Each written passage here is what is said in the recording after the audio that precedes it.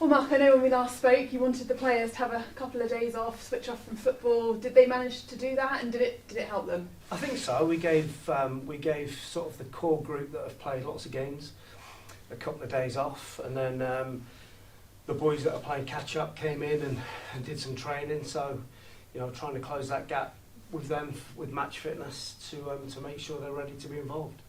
Because obviously after that Halifax game, lost Agbaji, his season is over. Yeah. Gutting for the young lad. And is there an update on Lawson at all? No, yeah, Edwin was a lovely boy, and come here to get some experience, to learn the game. And I think he enjoyed it. It's just sad. It was a horrendous tackle. When you look back at it, it was a disgraceful 2-foot tackle. Sure, the boy didn't mean it. It was a clear red card.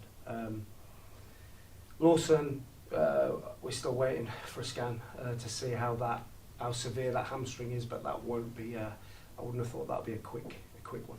When you do look back at that game, that surface was really tough to play on as well, wasn't it? And losing effectively 3 players with Worthington, how pleased were you that you at least got a point from it? I think it was a great point in the way the day panned out, and obviously the dearth of bodies that we've got at the moment, or before the game, during, after the game. So you look at the results now and towards the end of the season. Any point is vital, and Saturdays was certainly that. But you do have some new bodies in the building. We've just spoken to Matt, and he's alluded to the fact that he's very heavily involved in the recruitment. What can you expect, do you think, from those 2 signings that you've made? Callum's obviously been a top player. Callum Harriott. Remember watching him play in the Championship, and he's obviously Colchester.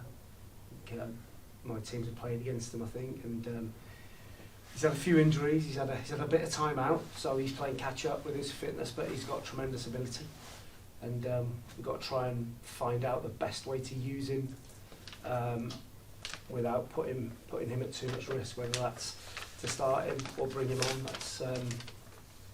That's what we need to decide. Are you happy with the recruitment that you've made? Because as you alluded to there, it might not be that they're able to play the 90 minutes, and you need players that are ready, don't you? All I'll say is it's a really shallow pond that we're looking. So for us, we can't expect to get finished article players that are ready to go and they're going to come in and hit the ground running, because there's not that many of them. So we are hampered with what we can get, and listen, we needed some bodies, and we've had to move. And you're hopeful of a couple more perhaps before the deadline? Yeah, I think Matt and Paul are working away to try and get a couple more in, and hopefully we get them in before Saturday. I'm right in that Max Hunt and Scott Pollock are back in training. Can we expect to see them involved soon? Max Hunt is probably still a week away, but then obviously he's not had any game time. Scott Pollock has looked sharp in training this week, and same again with him. It's he's not played for 6 or 7 weeks, so if we put him back straight into that environment, we risk him breaking down again, and that's what we don't want.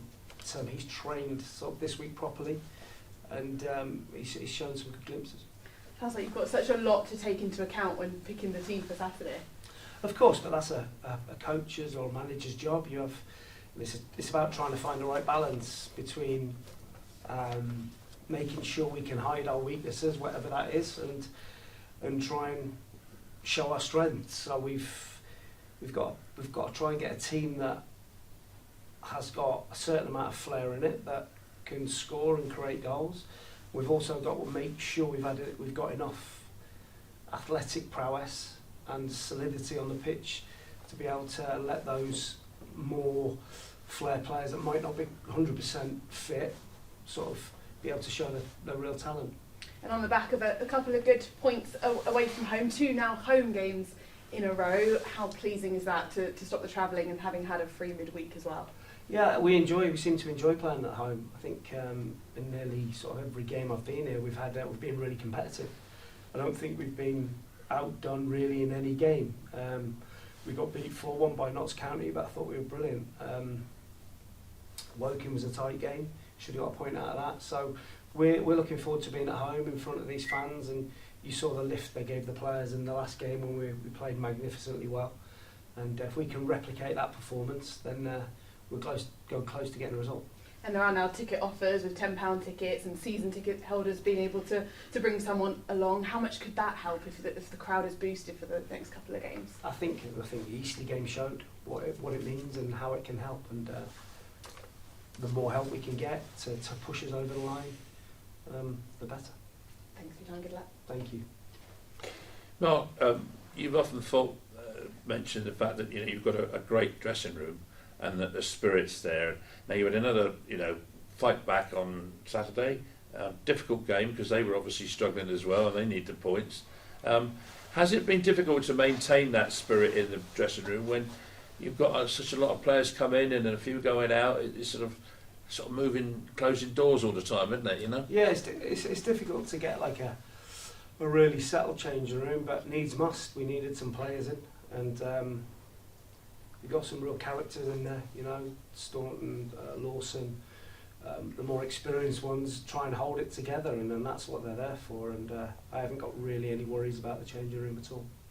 Have you ever had a team where you've had so many injuries in such a relatively short space of time? I can't recall it, but looking, I'm sure there would have been spells in my coaching career where that's happened, but it's part of football. Yeah. It's frustrating, and you get angry about it, but we have to, can't do anything about it. We're not going to get any sympathy from anyone else. We've got to get on with it. And, it's really a question of turning the dominance that you get in games, and you get quite a bit of dominance in games, turning those into a lead so that you don't go in at half-time 0-0 or 1-0 down. Yeah, that's true. We've not conceded lots of goals since I've been here, and certainly before that it was quite a defensively sound team. It's difficult to score a goal. It's really hard. It's the hardest thing to do is score a goal. So there's 11 players trying to stop you. So I want to try and play a certain style. My teams always have, and to be ball dominant. But when you are ball dominant, you need to be able to hurt the opposition when you're on top. You need to take chances, and then if you do get that goal or 2 goals in front, it becomes really difficult for the opposition. Another tough game Saturday. I mean, fitness-wise, have you got a fairly good squad? But I mean, you can bring a few of the new lads in. Every game, I say it every week. I've never been given an easy game. I wish we were. Yeah. Every game is a tough game in this level, at any level. And I'm sure we will be able to put a team out on Saturday, like I just mentioned, where we have a certain amount of flair with a certain amount of solidity that gives us a real chance to win the game. Well, best of luck and hopefully bring back the bacon. Thank you very much. Thank you. Hey Mark, how you doing? Just going back to the dressing room, obviously there's been a bit of a storm recently about the new contracts for national players. Is that affecting the players at the minute? I don't think so. It's not been ratified yet, has it? But I know that discussions. I spoke to Josh Staunton about it. I think it'll cause a real issue.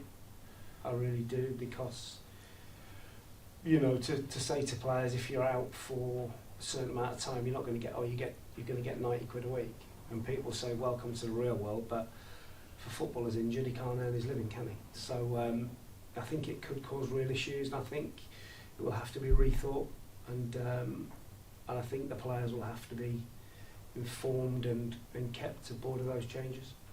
And you mentioned Edwin, we spoke to Bevan earlier. Are they just 2 prime examples of how a loan can be beneficial to both the club and a player? Of course, yeah. If you haven't got a massive budget, your loans are vital.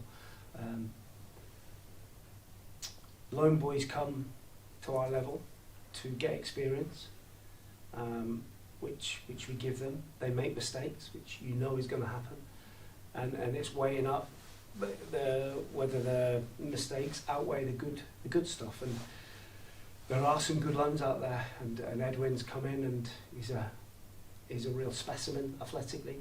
So is Bev. Bev's a beast of a boy, really strong. And it's just it's hard when they're that young. You expect so much of them, and we have to realise they are human and they are going to make mistakes. It's just how they react from that will determine at what level they go and play. And I know it's been a common theme, we've not scored enough this season, but the goals that are coming are seemingly coming from all over the pitch. Is that pleasing from a manager that you can trust anyone on that pitch to kind of score? Well, it's had to be. I'd like some goals from the centre back, from the corner. That would be really nice. But we've had to have goals from everywhere, because we needs must. I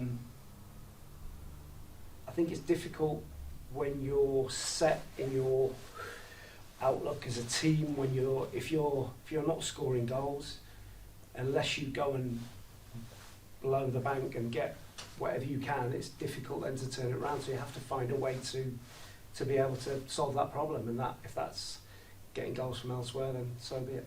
Hopefully get 1 or 2 on Saturday. Be nice.